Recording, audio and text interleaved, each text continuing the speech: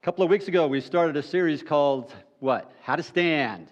And we're looking in the book of Daniel, not at the prophetic end of Daniel, although there's a lot of prophecy and information in the book of Daniel. There are just some really great life lessons in the life of Daniel, and 5 in particular that we've been taking a look at.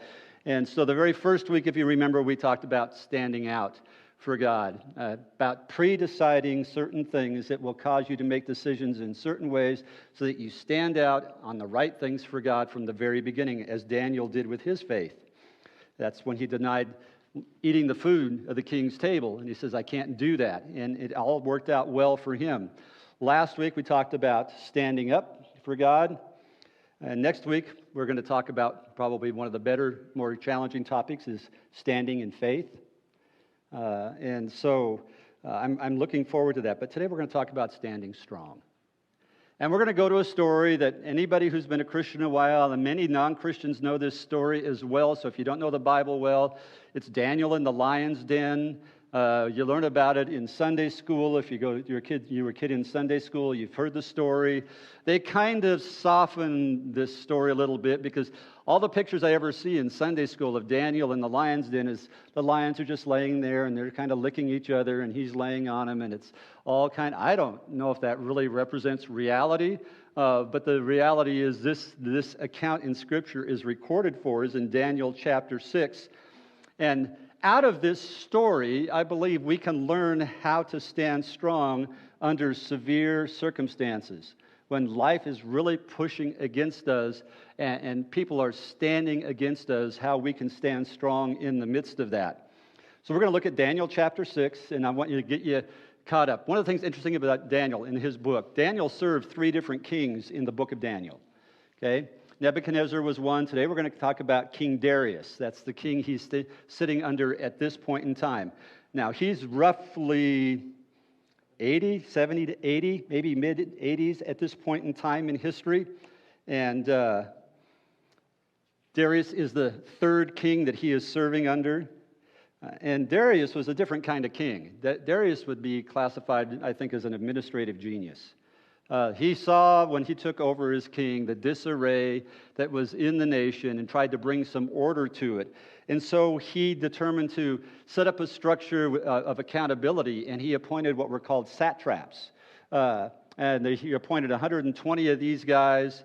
Their job was to kind of watch over the kingdom, protect the kingdom, keep everything in line. And then he appointed 3 administrators over the satraps who would report directly back to the king, of which Daniel was one. Okay, Daniel was one of those that he chose. And remember, with Daniel's reputation that we saw from the very beginning about how Daniel, stood out among others, it doesn't surprise me to see him in this very, very important position of helping to keep this kingdom running smoothly and being one of the top 3 that advised the king himself. And their job was basically to prevent rebellion. It was to collect taxes if necessary, to help, administer national finance matters, and just kind of oversee everything. And Daniel was so well respected by Darius, he wanted to do something more with Daniel. We pick up the story in Daniel chapter 3, verse 1, or Daniel chapter 6, verse 1, and it says this. It pleased Darius to appoint 120 satraps to rule throughout the kingdom, with 3 administrators over them, one of whom was Daniel. The satraps were made accountable to them so that the king might not suffer loss. Now Daniel so distinguished himself among the administrators and the satraps by his exceptional qualities, the king planned to set him over the whole kingdom. Now you got to step back and go, wow. Daniel was a pretty phenomenal man. He had such skill, such integrity, such a huge reputation. And remember, he was one of those that were brought physically in that weren't part of the nation and never, ever had yet adopted the gods of Babylon. He didn't agree with everything. He always honored God. He always stayed close to God. But he also honored God by the way he served the king. And in doing so, the king saw this and said, this is a man I can trust. He's loyal. I know that he can do the job. I want to make him basically almost equal to me. I want him to oversee everything, and then he can just report directly to me. And this is where the story takes the twist that we often see in life when someone is kind of getting elevated. Other people don't like it very much. So the two other administrators got jealous. And they thought, this isn't fair. How do we get rid of Daniel so that we might be considered the ones for that position? And we see how Daniel stands up strong against their opposition. I mean, it's almost a supernatural strength, but it doesn't surprise me as we look at Daniel, because he has spent now his whole life, he's 80 to 85 years old, his whole life staying close to God, praying every day, staying as connected as possible, serving Him, looking for His advice, trusting what He has done. He has built this long, decades-long relationship with God, and it doesn't surprise me that he is able to do what he does, because he is so close to the one that he loves. So I want to talk to you today about 3 truths to help you stand strong. Whenever you're put upon, how do you stand strong? When life takes twists and turns, how do you stand strong? The very first one is this: when God raises you up, expect people to tear you down. Okay, that's the first thing in your handout. When God raises you up, expect people to tear you down. I don't know why it's not on the overhead. Oh, we're having internet issues? Okay. So I'll make sure I repeat those really slowly. I'm mostly Polish, and we always have to repeat slowly so that we get it ourselves. And anyway, and for all you Polish people, don't be offended. It's just true. Okay? Think about your own life. Become a Christian, you get excited about your faith, and what do some people do? That'll go away. Just give it some time. That'll wane. It's just, you're just really happy now, but as soon as life becomes real to you, you're not going to be so excited about it anymore. So don't let that excitement kind of ruin the rest of your life. Or you're about to get a promotion for something, right? And there's other people in the workplace going, well, they don't deserve that promotion. Why are you the one being singled out? How come you? I'm more qualified than you are, blah, blah, blah. And if they don't tell you that, they tell everybody else that. And they try to manipulate things to try to push back. Instead of going, hey, congratulations, they're going, why not me? And they push back against you. God blesses you in some way, and other people aren't being blessed in the same way. And they go, well, how come they're getting blessings and I'm not? Okay? They push back against what's happening for you.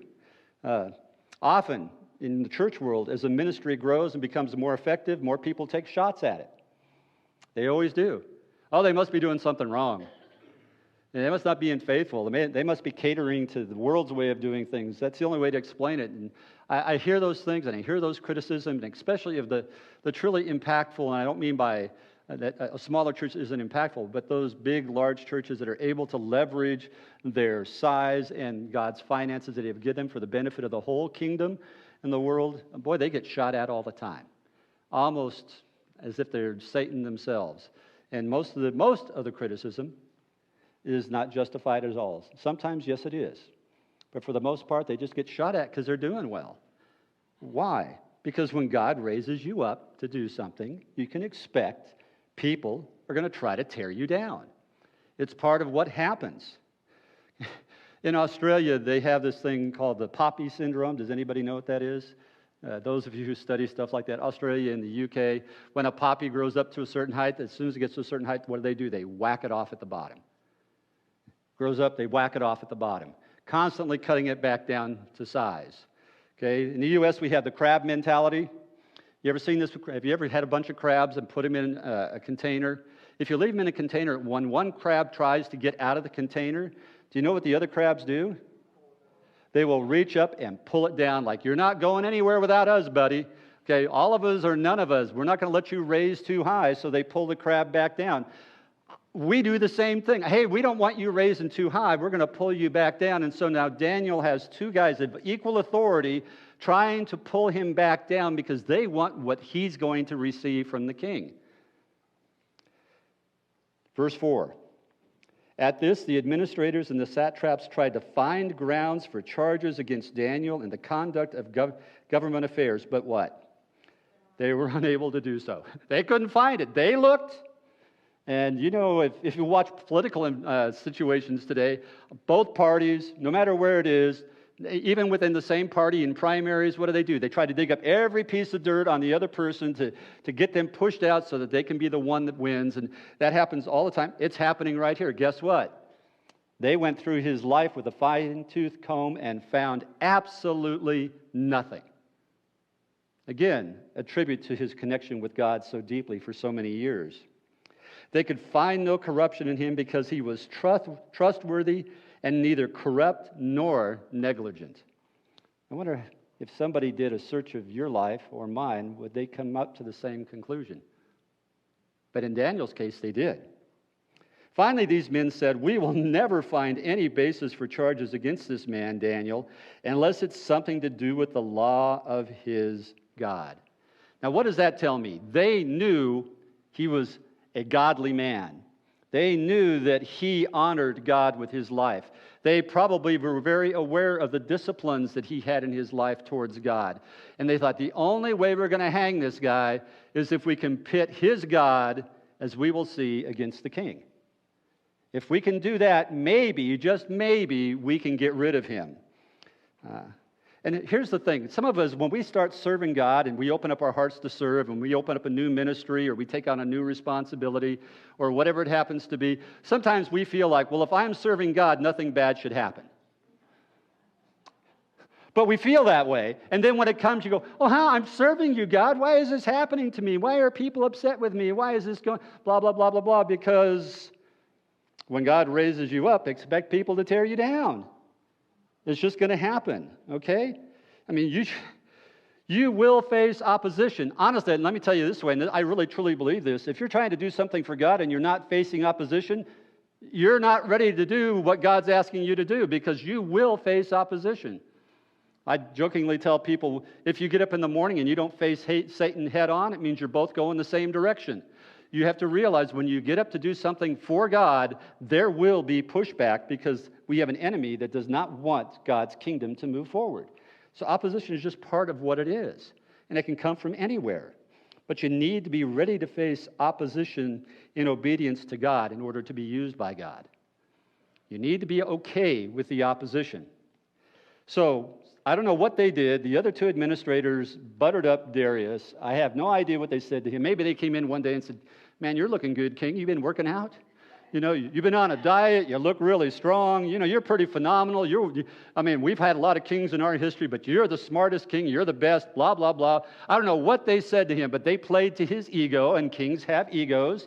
In fact, they knew they weren't gods, but they liked to be treated like a god. And so they could get filled with pride very easily. And so whatever they did, they got him all pumped up. They said, "Man, you're so awesome. You know what you should do? You should issue a law that anyone who prays to any god but you for the next 30 days should be thrown in the lion's den." And the king, not thinking, said, "Yeah, that sounds good to me. I am like a god. Why would they pray to anybody else? Hey, make it so." And so they do. And I thought, if someone made a law like that today, would someone be thinking about me and my relationship with God and trying to stop it through that law? I just wonder, would they see me as someone that would be affected by that? So the question is now, what will Daniel do? Daniel has, I think, three options. One option is he could just stop praying. He could use all kinds of excuses. I've been faithful for my whole life, God. I have prayed to you every day for over 80 years of my life. It's a 1-month break. It's not a big deal. We'll just reconnect afterwards. I'll just stop for a month. I kind of earned a break anyway. Boy, I hear that one sometimes. I've earned a break anyway from serving you. I just take a break. I don't want to make waves, don't want to cause problems. So, God, I'll just go along for 30 days and I won't pray. He could have done that. He could have chosen to pray silently because it was his habit to pray aloud.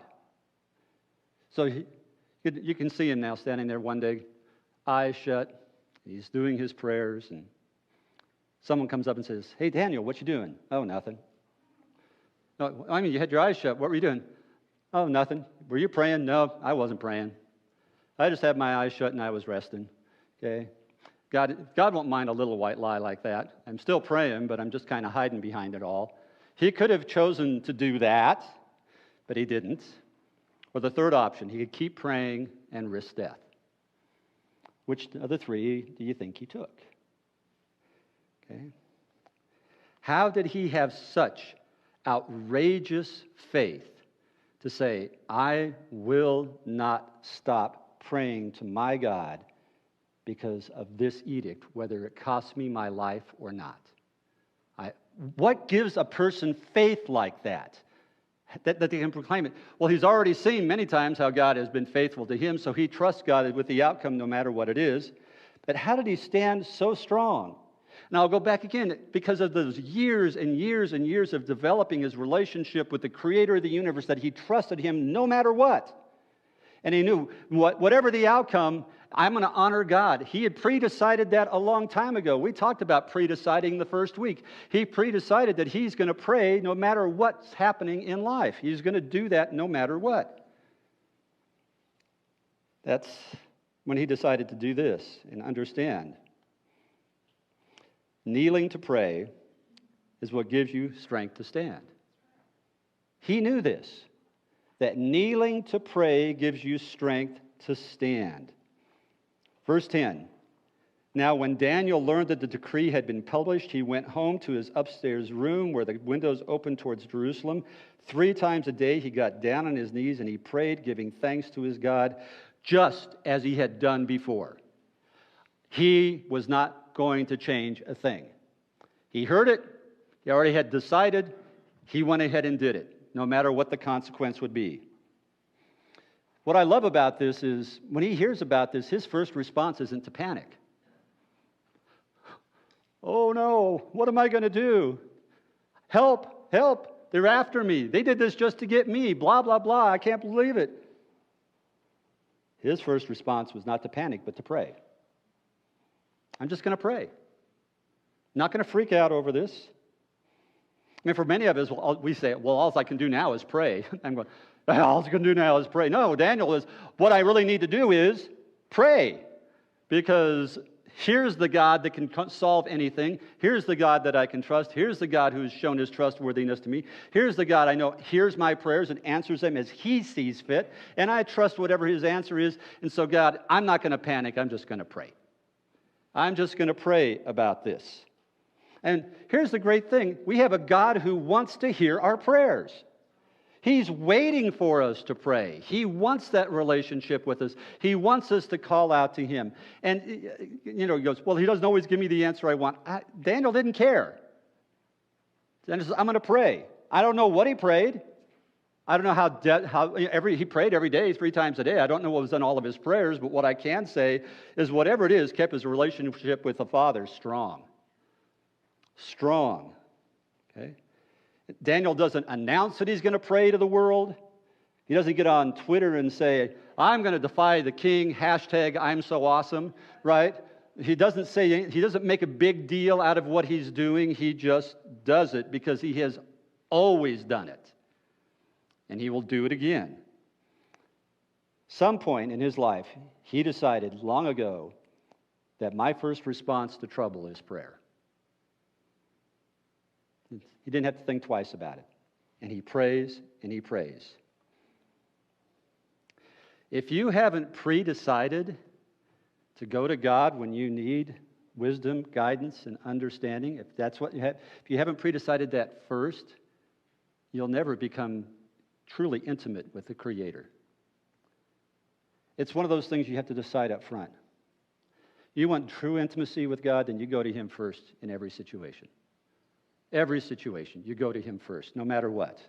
No matter how pleasant or unpleasant the situation is. You have a plan in your mind that, hey, when I'm struggling, I'm hitting my knees. I'm going to call out to God. I'm going to go to him. And I'm going to go with a heart that whatever your will is fine with me, but I'm going to lay this out before you and trust you because you are my God. And look how he prayed. What did he do? He knelt to pray. Position, I think, matters a lot in prayer.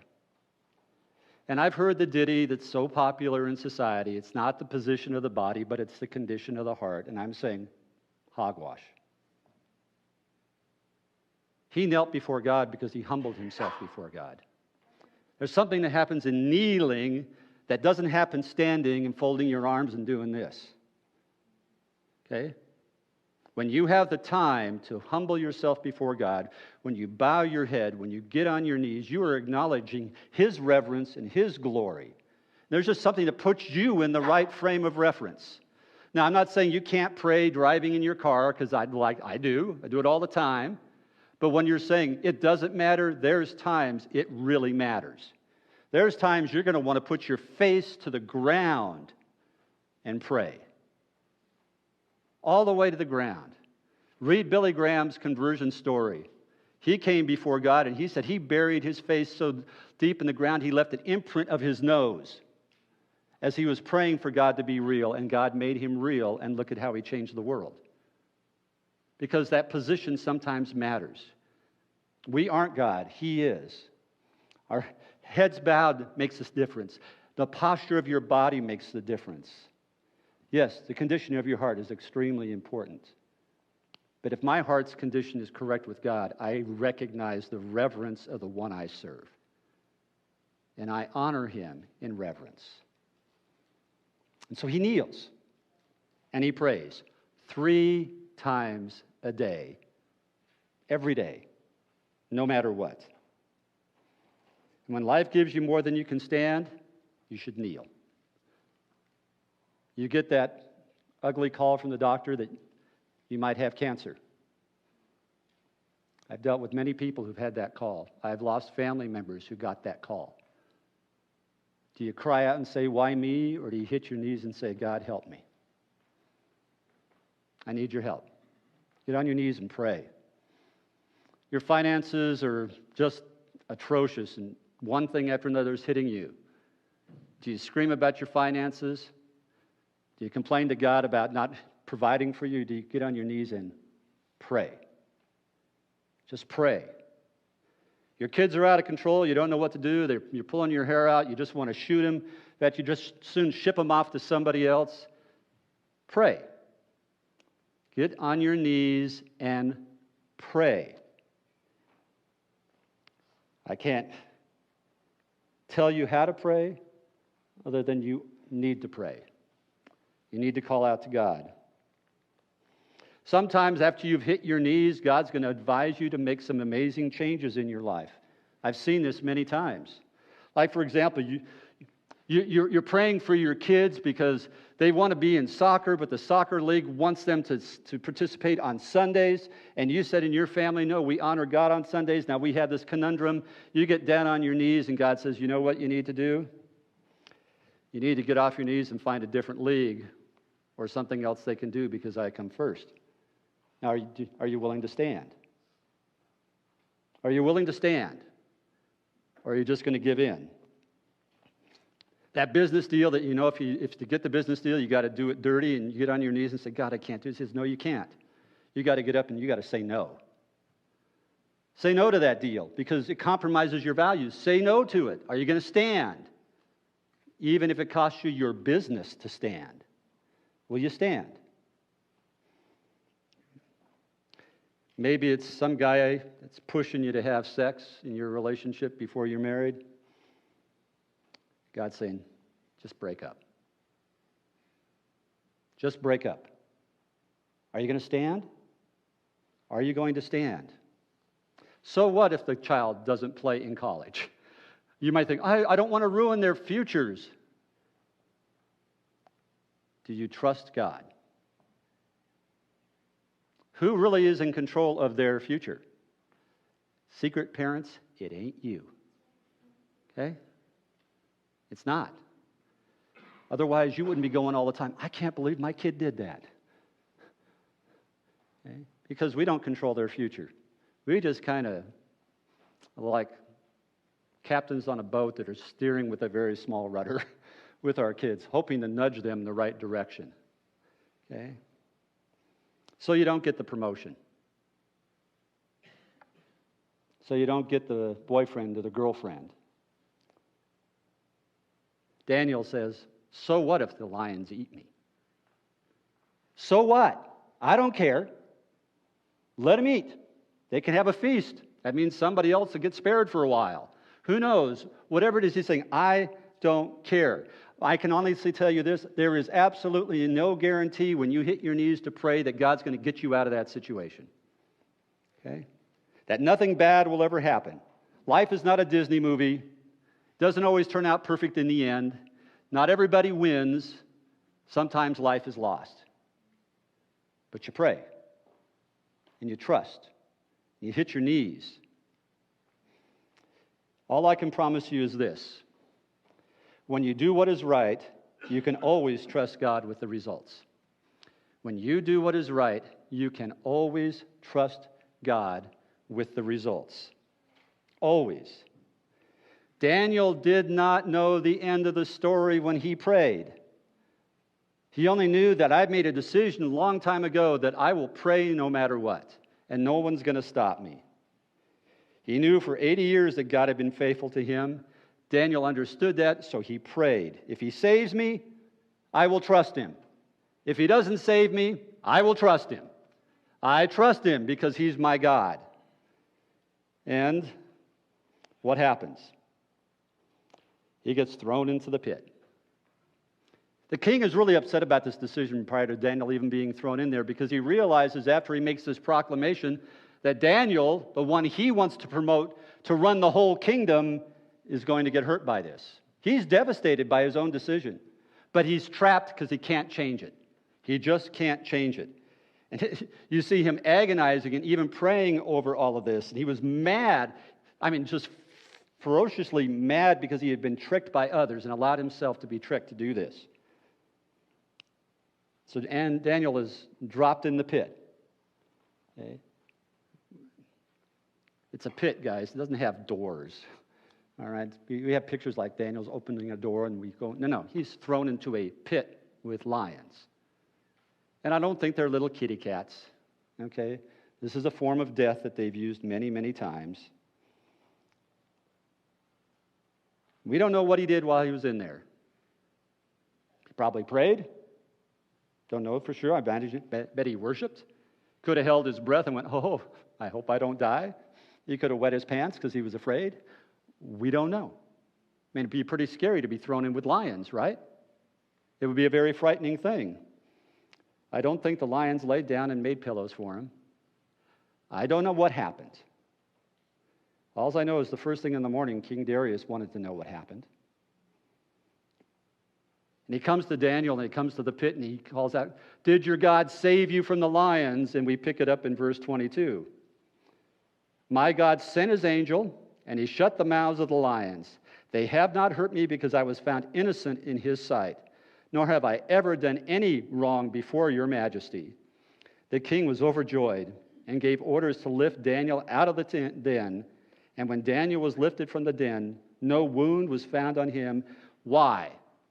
Because he had trusted his God. Do you trust? Do you trust God with the outcomes? Our job is simply to obey. The obedient thing for him to do was to simply do what was right and not stop praying, but to continue to pray and trust God would carry him through because it was the right thing to do. Doesn't always turn out this rosy. I'm going to be honest with you. Sometimes it looks ugly at the end, but you still do it. Do whatever you have to do.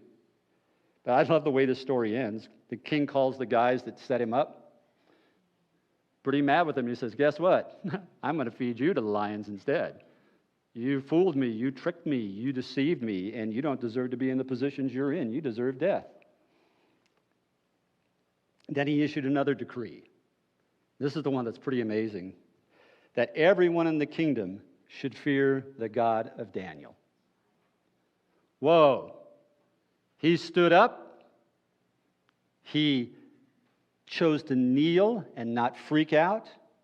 And he continued to do what he had already purposed in his heart to do, was to honor God. And because of it, the whole nation is told to honor that same God. You better be afraid of this God because he's real. He's real. The truth is, when God raises you up and challenges you, people will tear you down. It's going to happen. You're going to get torn down. People are going to pull you back down. If you haven't predetermined in your heart to stay close to God and to pray and to grow, then it's not going to happen. Your first response is to get down on those knees and pray. And you do what is right, and you trust God with the results. Just trust Him. Your part is just to do what is right. You never control the outcomes. He always controls the outcomes. And can we be like Daniel and say, whether I live or die, I'm going to trust. I'm going to do what's right because it's right. I'm going to stand against what I need to stand against because it's the right thing to do. And I'm going to pray. And I'm going to pray. And I'm going to pray. In Scripture, our battle is not against flesh and blood, guys. Darius wasn't the enemy, and neither were the satraps. The enemy is the enemy. You make war on the floor before you ever fight it on your feet. Okay? You do. You just get down and pray. Every battle is won on your knees before it's ever fought on your feet. Every battle. And you pray and you pray. You dress yourself up in the full armor of God. And you enter into battle trusting His outcome. Not what you want, but what He wants. And being okay with whatever that is. And the more you do that, like Daniel did, the stronger your faith becomes. So when those times of real testing come, you don't shrink, you don't melt, you don't fall apart. You fall on your knees and pray and say, God, whatever it is, I'm okay. You won't let me down. You've never let me down. You've always carried me through. You will carry me through this. I trust you no matter what the outcome. And no matter what, we'll stand because of it. You can stand if you choose to. Let's pray.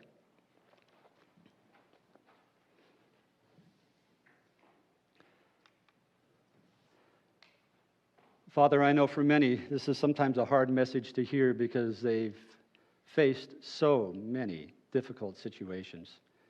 And they're going, God, when are you going to stop it? When's it all going to end? Because sometimes it doesn't always turn out the way we would hope it would. God, I've been there in my life. I'm there in my life right now.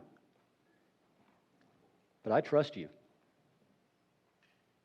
I trust you, God, to see me and everyone in this room through. Because who else do we have but you? God, may we learn in advance to hit our knees in prayer whenever anything comes our way, good or bad, to praise you for the good, ask for your help during the tough times, and be okay, God, with whatever answer you give us. Lord, remind us this world is not our home. This isn't our home. Our home's in heaven. And for Daniel, if he had died in that den, he would be given the greatest gift ever, the gift of heaven. So help us not to be afraid of death even, Father, but to trust you in all things. And may we stand up. And I know, God, when we do, people will take notice. Just like Darius saw Daniel for who he was, others will see us for who God has made us to be. And they will see our God through us. Thank you, Father. Thank you for being a God that we can trust. Thank you for this account that gives us courage and strength to stand in the face of any adversity. Father, thank you for the good God that you are. In Jesus' name, amen. Let's stand and sing together.